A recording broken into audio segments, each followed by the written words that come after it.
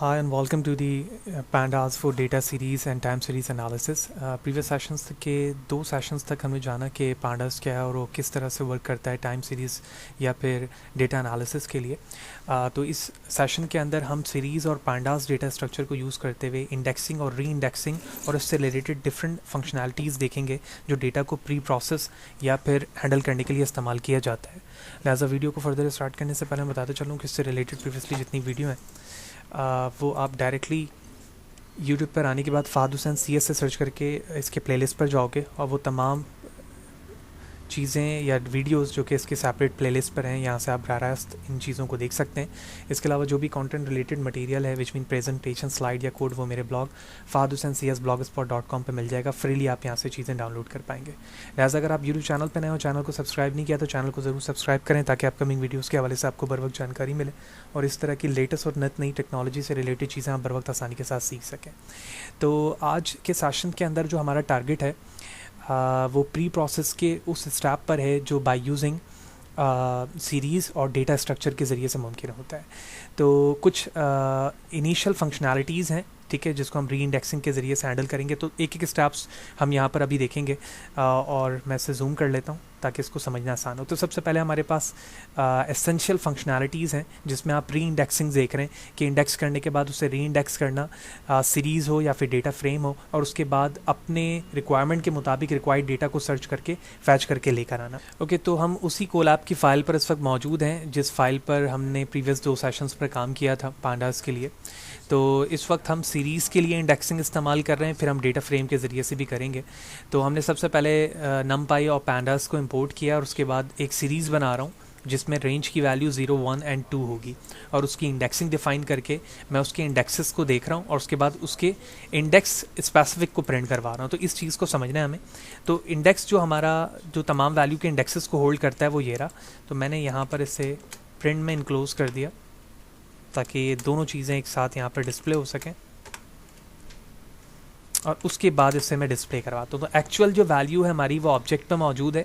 अभी मैं ऑब्जेक्ट की इंडेक्सेस को डिस्प्ले करा रहा हूँ तो तमाम इंडेक्सेस आ गए और उसके बाद मैं इंडेक्स वेरिएबल के को इस्तेमाल करते हुए उसकी इंडेक्सिंग कर रहा हूँ कि स्पेसिफिक वैल्यू लेकर आए। तो कॉलन 1 का मतलब ये है कि वो वेरिएबल या वो इंडेक्स जो बिल्कुल स्टार्टिंग पे मौजूद है। तो आप देख रहे हो कॉलन 1 लिखा हुआ है।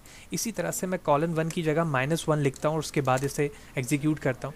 तो -1 पर आप यहाँ देख रहे हो कि ये तो इंडेक्सिंग की तमाम वैल्यू आ गई, जबकि -1 में सिर्फ ये वाली वैल्यू इग्नोर हो गई, ठीक है, क्योंकि कॉलन के बाद -1 है तो ये वाली वैल्यू इग्नोर हो गई और बाकी ये दोनों वैल्यू आ गई। बिल्कुल इसी तरह से पॉजिटिव और नेगेटिव, पॉजिटिव जो है वो लेफ़्ट साइड से चलेगा इंडेक्सिंग के लिए और नेगेटिव राइट हैंड साइड से। तो साथ ही साथ आप इंडेक्सिंग कुछ कॉलन से पहले भी कर सकते हैं। जैसे अब मैंने 1 कॉलन लिखा तो 1 कॉलन के ज़रिए से आप क्या देखोगे, जो काम नेगेटिव से ये वैल्यू को इग्नोर कर रहा था, पॉजिटिव वाले ने फर्स्ट वाले इंडेक्स को लेफ़्ट साइड से इग्नोर कर दिया, ठीक है। तो बिल्कुल इसी तरह से अब मैं +1 -1 यहाँ पर लिखकर भी वैल्यू को इग्नोर और एक्सेस कर सकता हूँ। तो मैंने अब इस 1 को -1 किया। तो अब आप देख रहे हो कि जब मैंने कॉलन से पहले -1 लिखा है तो इसने इस इंडेक्सिंग की ये वाली वैल्यू को फैच कर लिया। लेकिन जब यही -1 में कॉलन के इस पार लेके जाता हूँ राइट साइड पर तो वो इस वैल्यू को इग्नोर करके इन दोनों को फैच कर लेता है।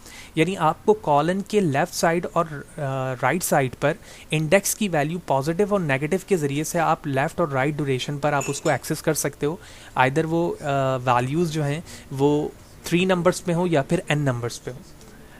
लेकिन इसके लिए ज़रूरी है कि सिर्फ 1 टाइम कॉलन को यूज़ करने की ज़रूरत है इस बात पे कि आपके पास जो डेटा मौजूद है वो 1 डायरेक्शन पे मौजूद है, क्योंकि इस वक्त डेटा हमारा सीरीज़ पे। तो जो काम मैंने इस वक्त इंडेक्सिंग के लिए किया है वही मैं अपने वेरिएबल ऑब्जेक्ट के लिए भी कर सकता हूँ।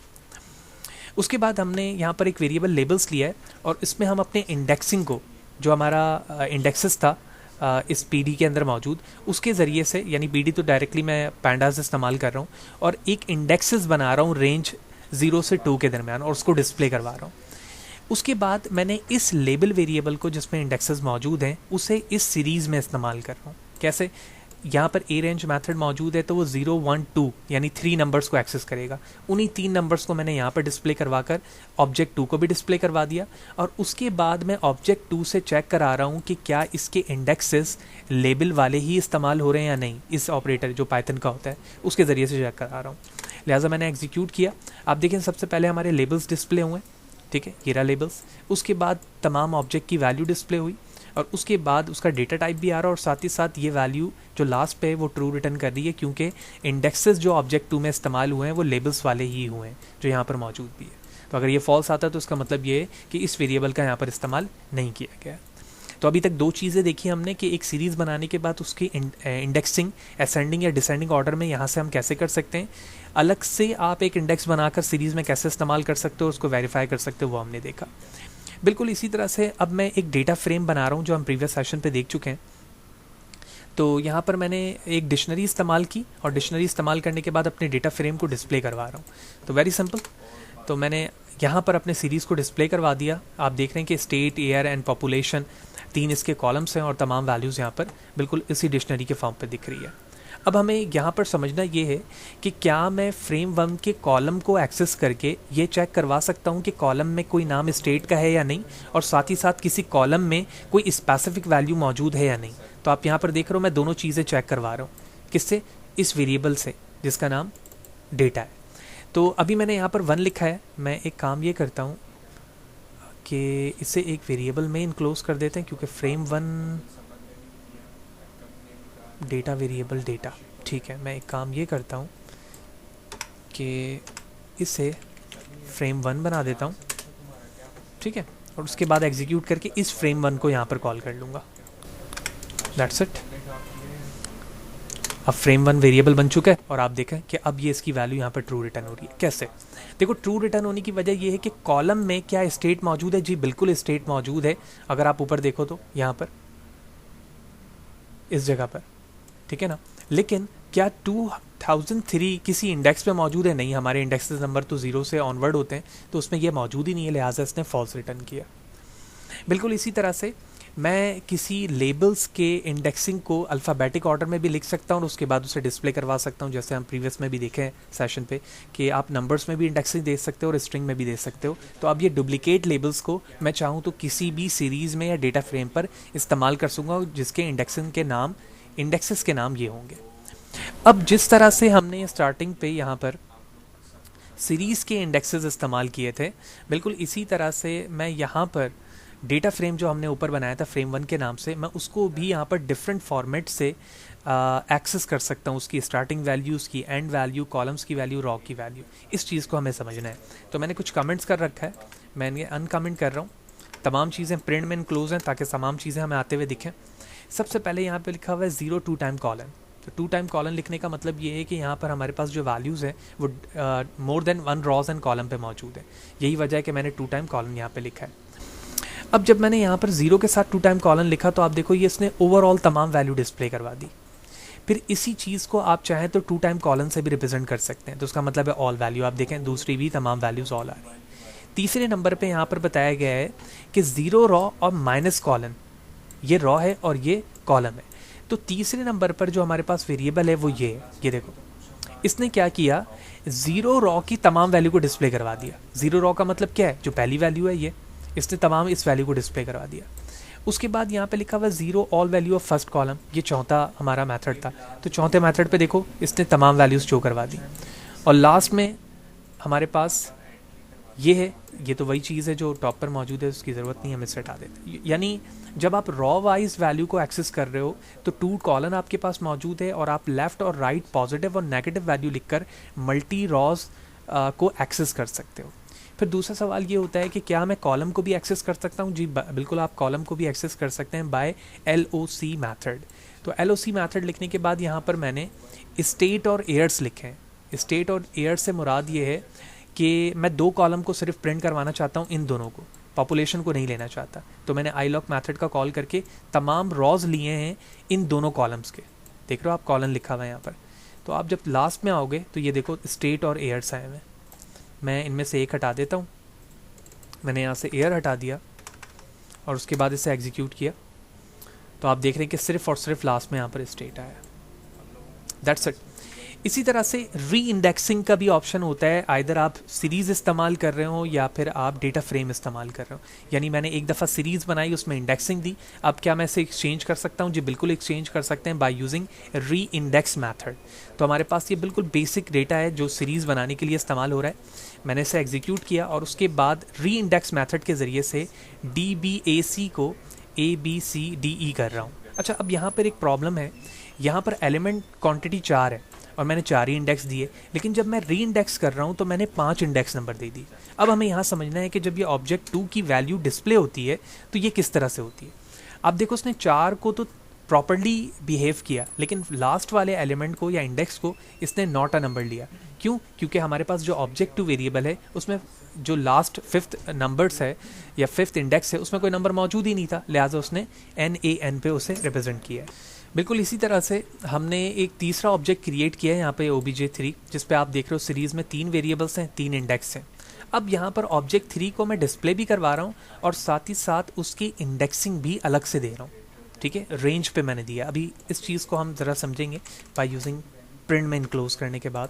तो मैंने प्रिंट मैथड यहाँ पर इस्तेमाल कर लिया और इसको भी हम इनक्लोज कर देते हैं।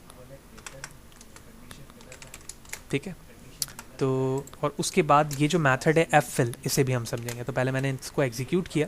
अब आप देखिएगा, सबसे पहला जो डिक्शनरी यहाँ पर इनक्लोज हुआ है वो इंडेक्सिंग 024 को यूज़ करते हुए आया, बिल्कुल ठीक है। लेकिन जब मैंने री इंडेक्सिंग की और 0 से 5 तक के इंडेक्स यहाँ पर बाय यूजिंग अरेंज मैथड दिया, तो उसने देखो 0 से 5 तक के इंडेक्स तो लिए, लेकिन ffill मैथड के ज़रिए से उसने हर एक वैल्यू की डुप्लीकेशन बना दी।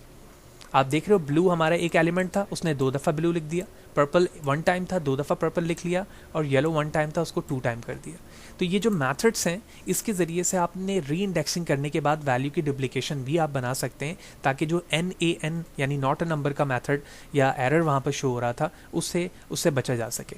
तो इसके लिए यानी मेथड्स के डिफरेंट टाइप्स पढ़ने के लिए आप जब री इंडेक्स मैथड लिखोगे या कंट्रोल के साथ स्पेस प्रेस करोगे तो ये इस तरह से री इंडेक्स आ जाएगा। यहाँ पर आप इसे क्लिक करेंगे और उसकी फर्दर डिस्क्रिप्शन पढ़ सकते हैं जो इसमें मौजूद है। ठीक है, तो मैंने इस पर क्लिक किया, आप देख रहे हैं ये सारी चीज़ें लिखी आ रही हैं और नीचे की तरफ आओगे तो ये मेथड लिखा हुआ है। तो method to use for filling holes in reindex data frames, तो जो होल्स आ रहे हैं यानी NaN उसको फिल करने के लिए ये चीज़ एप्लीकेबल है, जो कि सीरीज़ और डेटा फ्रेम पर नॉर्मली इस्तेमाल होती है। ठीक है, तो हमने सीरीज़ की भी री इंडेक्सिंग के तरीके देख लिए। अब हम उसी चीज़ को डेटा फ्रेम में इस्तेमाल करते हैं, जो चीज़ हमने सीरीज़ में की है अब डेटा फ्रेम पे करते हैं। तो डेटा फ्रेम को अगर आप यहाँ देखो, हमने एक वेरिएबल लिया है फ्रेम, और इस फ्रेम में मैं सबसे पहले यहाँ पर रेंज डिफाइन कर रहा हूँ 0 से 8। तो 0 से 8 का मतलब ये है कि 9 नंबर्स। ठीक है, उसके बाद मैं उसे रीशेप कर रहा हूँ 3x3 में, यानी 3 रॉज एंड 3 कॉलम पे। जाहिर सी बात है 9 एलिमेंट है वो रीशेप हो जाएंगे। अब मैंने उसकी इंडेक्सिंग दी है ABC, यानी कॉलम वाइज या रॉ वाइज देखें तो ABC 3 इंडेक्सेस आएंगे, जबकि कॉलम पर मैंने ये नाम दे दिए इसके, यानी ये 3 और ये 3 रॉज एंड कॉलम के नाम बन गए, और जो 9 रेंज की वैल्यूज़ बनेगी वो 3x3 मैट्रिक्स के फॉर्म पर प्लॉट हो जाएगा।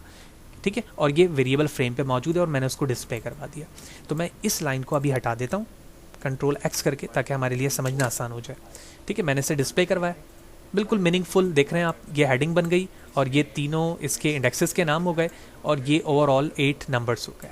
अब हम इसे री इंडेक्सिंग कर रहे हैं। तो री इंडेक्सिंग में यहाँ पर आप देखें कि हमारे पास 3 रॉज हैं, ठीक है, और 3 कॉलम है, लेकिन इंडेक्सेस में मैं क्या कर रहा हूँ, 4 कॉलम बनाने की कोशिश कर रहा हूँ। ठीक है, यानी एक एडिशनल वैल्यू लाना चाह रहा हूँ जो कि यहाँ पर मौजूद नहीं है। इस बेस पे जब मैं प्रोग्राम को एग्जीक्यूट करूँगा तो आप देखें इसने A वाली वैल्यू को यहीं रखा, C वाली वैल्यू को भी यहीं रखा और D को, लेकिन B की जगह पर इसने नॉट अ नंबर डिस्प्ले करवा दिया क्योंकि वो उसे एक्स्ट्रा मिल रहा है, बिल्कुल उसी तरह से जिस तरह से हम करते हुए हैं।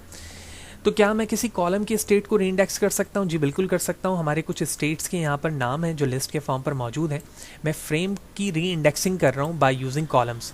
तो कॉलम्स के नाम पहले ये थे, उसके बिहाफ पर मैं एक स्टेट्स की डिफरेंट स्टेट्स की कलेक्शंस बनाता हूँ लिस्ट पे और उसे इससे एक्सचेंज कर रहा हूँ कॉलम के नाम से। तो इसका मतलब ये हुआ कि अब मैं जब फ्रेम को डिस्प्ले कराऊंगा तो वो इन नेम्स को डिस्प्ले करेगा as compare to this. Let's see, तो मैंने लास्ट में फ्रेम को डिस्प्ले करा दिया। ठीक है, वाज़ेह है वो वेरिएबल हमारे पास पहले फ्रेम 2 था, अब मैंने इसको फ्रेम कर दिया और आप देख रहे हैं कि इसके नेम्स यहाँ पर चेंज हो चुके हैं। तो हमने सबसे पहले इंडेक्सिंग देख ली कि हम इंडेक्सेस को री इंडेक्स किस तरह से करते हैं, वैल्यू को फ़िल्टर किस तरह से करते हैं, आइदर हमारे पास सीरीज़ हो या फिर डिक्शनरीज़ हो। उसके बाद हमने डिक्शनरीज़ और सीरीज़ के अंदर इंडेक्सेस को भी हैंडल करना देखा कि रॉज एंड कॉलम के रिस्पेक्ट से वो इंडेक्सिंग किस तरह से हैंडल हो सकती है। अब किसी इंटायर एक्सेस को हम ड्रॉप करना चाह रहे हैं सीरीज से या फिर डेटा फ्रेम से, ठीक है, वो किस तरह से होगा इस चीज़ को हम समझते हैं। देखिए, सबसे पहले तो हमने एक सीरीज़ बनाया 0 से 5 का मतलब है 0 to 4, तो 5 एलिमेंट है, तो 5 एलिमेंट के लिए 5 इंडेक्सेस भी मौजूद हैं। उसके बाद मैंने इसे डिस्प्ले करवाया। अब मैं इसमें से ड्रॉप कर रहा हूँ सी को, ठीक है। जब सी को ड्रॉप किया तो वैल्यू डिस्प्ले हुई, उसके बाद डी और सी दोनों को इंडेक्सेस को ड्रॉप कर रहा हूँ। लेट्स सी, मैंने एग्जीक्यूट किया। देखिए, सबसे पहले तो हमारे पास वो तमाम एलिमेंट डिस्प्ले हो गए जो हमारे ऑब्जेक्ट में मौजूद थे सीरीज़ में। फिर मैंने सी को ड्रॉप किया तो आप देखें यहाँ पर सी की वैल्यू नहीं आ रही, 2, सही है। सी के बाद मैंने डी और सी दोनों को ड्रॉप किया था, तो अब डी और सी भी यहाँ पर मौजूद नहीं है।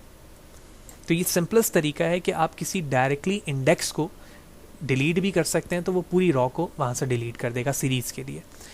बिल्कुल इसी तरह से मैं चाहूँ तो कॉलम्स को भी या डेटा फ्रेम में से किसी स्पेसिफिक इंडेक्स को या कॉलम को डिलीट कर सकता हूँ। तो डेटा फ्रेम यहाँ पर बना रहा हूँ मैं 16 डिजिट्स का 4x4 मैट्रिक्स के फॉर्म पर प्लॉट होगा।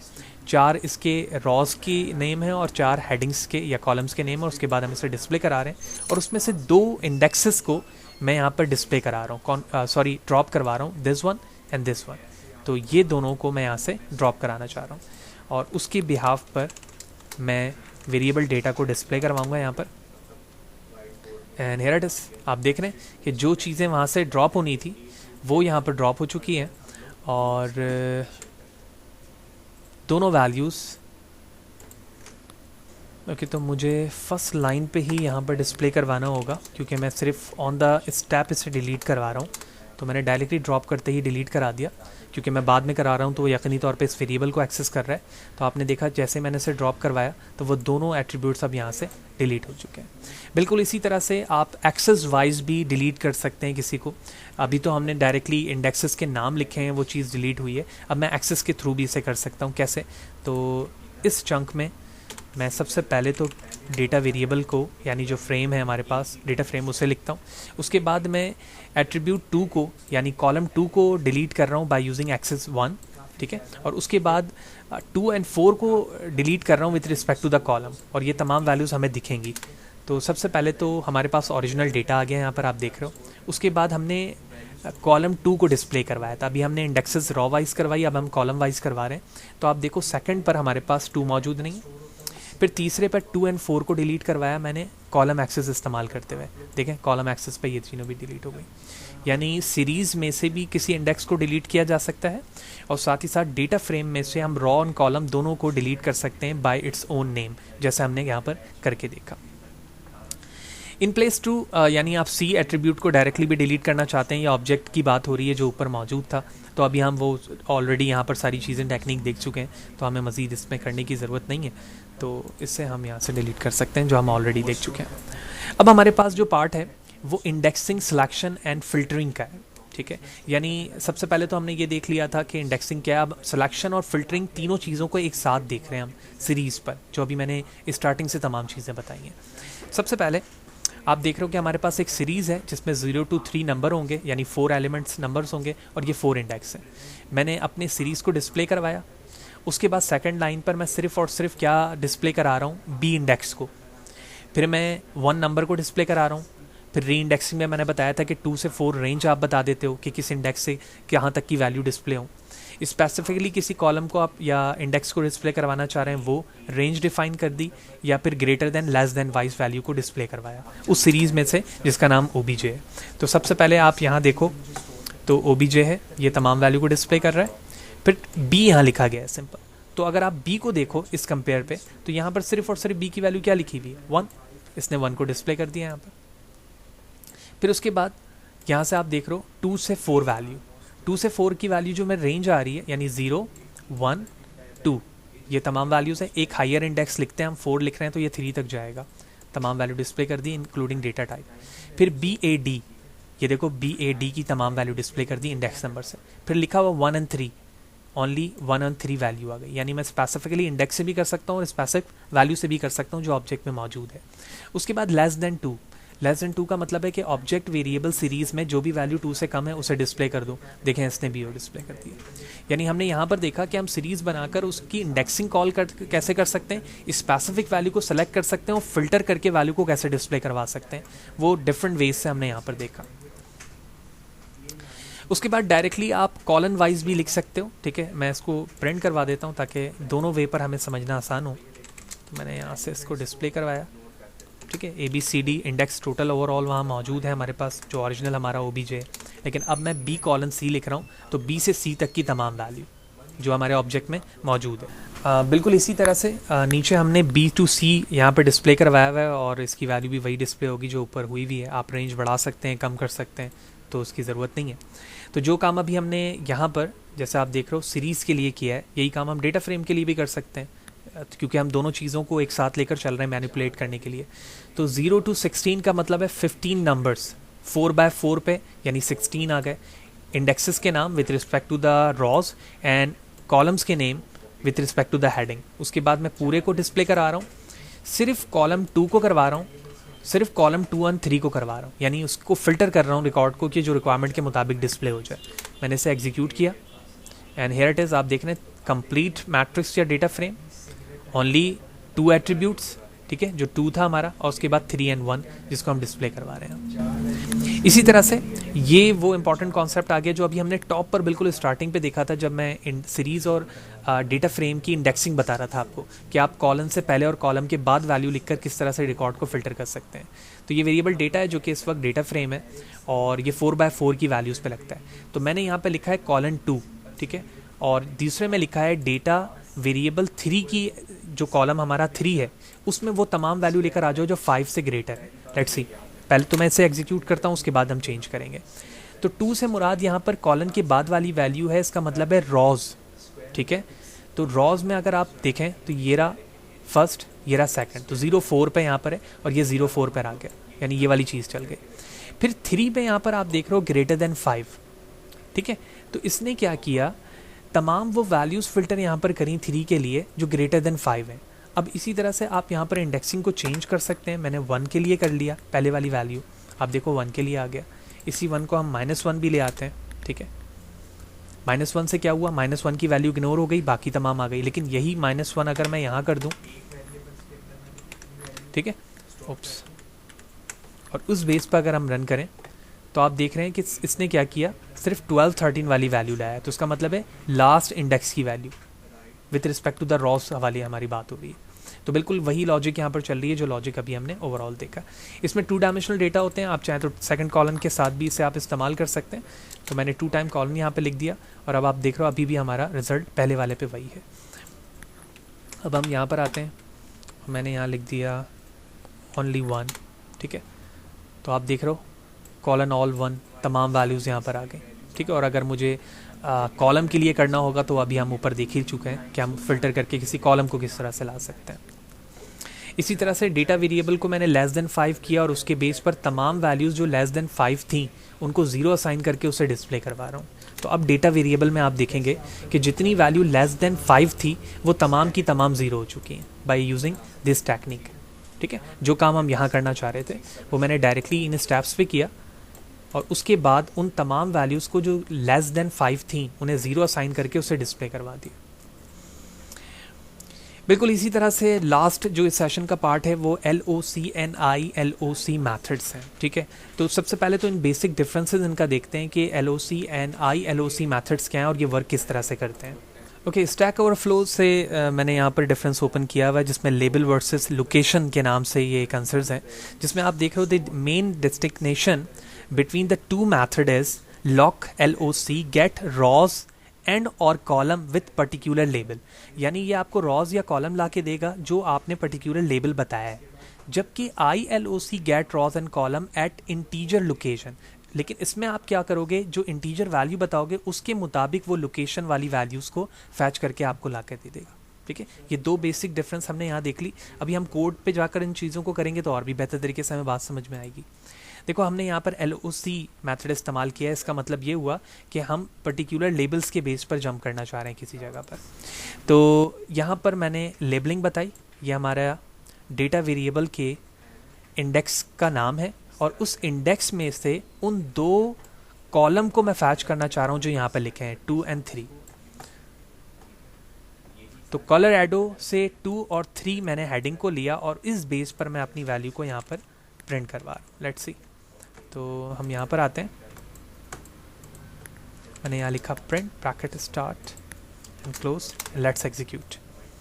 तो आप देखो 5 और 6 बिल्कुल वही वैल्यू वो लेकर आया जो इसके कॉलम पे मौजूद है। यानी पहले जो हम फिल्टरिंग रिकॉर्ड को कर रहे थे तो वो इस पूरे रॉ को लेकर आता था, लेकिन अब मैं ये कह रहा हूँ कि इस रॉ को लेकर तो आओ लेकिन स्पेसिफिकली इन दोनों वैल्यू को लेकर आओ। तो मैंने वहाँ पर इंडेक्सिंग की, पर्टिकुलर लेबल की, तो उस लेबल के ज़रिए से वो वैल्यूज़ हमें मिल गई। लेकिन अभी जो डिफरेंस हमने देखा सेकंड, उसमें कह रहा है कि इंटीजर लोकेशन, अब हमें लेबलिंग नहीं बतानी है बल्कि इंटीजर वैल्यूज़ बतानी है उसकी लोकेशन की। लिहाजा इसके लिए आप सेकंड पे देखो, हमने यहाँ पर LOC पे 2 बताया, ठीक है। तो ये हमारा हो गया 2 का मतलब ये है कि इंडेक्सेस पे ये, ठीक है, और कॉलम पे यहाँ पर इंडेक्सिंग चलेगी। तो इसके लिए यहाँ पर इंडेक्सेस लिखे हुए 3, 0, 1, इस बेस पर वैल्यू डिस्प्ले हुई। LOC से 2 कॉलम पर चला गया, इसी तरह से 1, 2 और 3, 0, 1, इसके ज़रिए से हम 3 वैल्यू को यहाँ पर डिस्प्ले कर रहे हैं। तो मैं टॉप पर डेटा को भी डिस्प्ले कर देता हूँ ताकि तीनों चीज़ें हमें प्रॉपरली समझ में आ जाए जो यहाँ पर है। देखें, सबसे पहले तो डेटा हमारे पास ओवरऑल डेटा फ्रेम डिस्प्ले हो रहा है। अब यहाँ पर बताया गया है 2 पर 301, 301 पर आप देख रहे हो कि 413 का हेडिंग यहाँ पर 4 क्यों लिखा आ रहा है, इस 3 की वजह से। तो 3 पर आप देखो तो ये रहा 0, 1, 2, 3, 4 आ गया। 4 के बाद यहाँ पर 0 लिखा हुआ है, तो 0 का मतलब है 1, ये रहा, ये देखो 0 का मतलब 1। उसके बाद लिखा हुआ 1, 1 का मतलब है 2, ये रहा यहाँ पर 2 लिखा हुआ। तीनों इंडेक्सेस हो गए। अब सेकंड में इसकी वैल्यूज़ आ रही हैं, तो वैल्यूज़ यहाँ पर डिस्प्ले क्या हो रही है भाई, 11, 8 और 9। तो ये 4 पे 11, ये रहा 8 और ये रहा 9।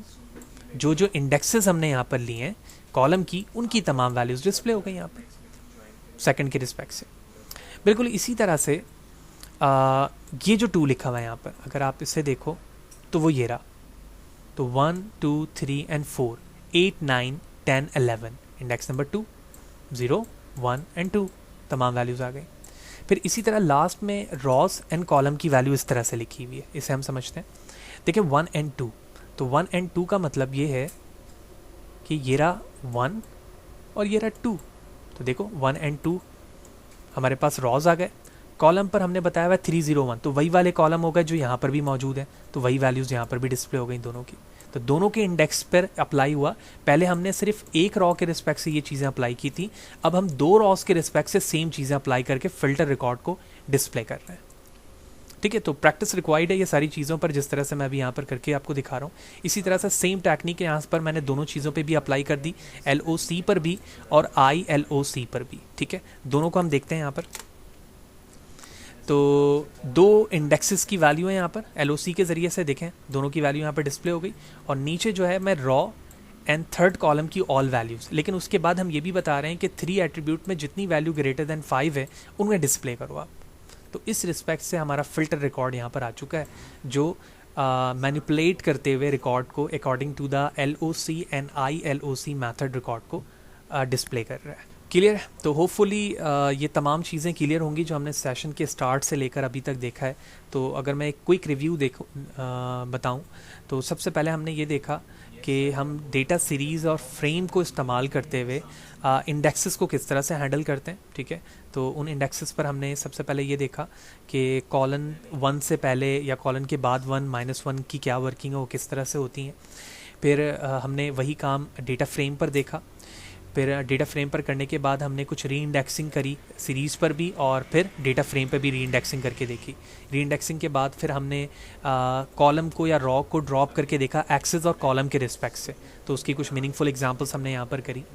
फिर उसके बाद हमने तीनों चीज़ों को कंबाइन किया, इंडेक्सिंग, सिलेक्शन एंड फिल्टरिंग, और उसके ज़रिए से हमने तमाम रिकॉर्ड को यहाँ पर फिल्टर करके देखा।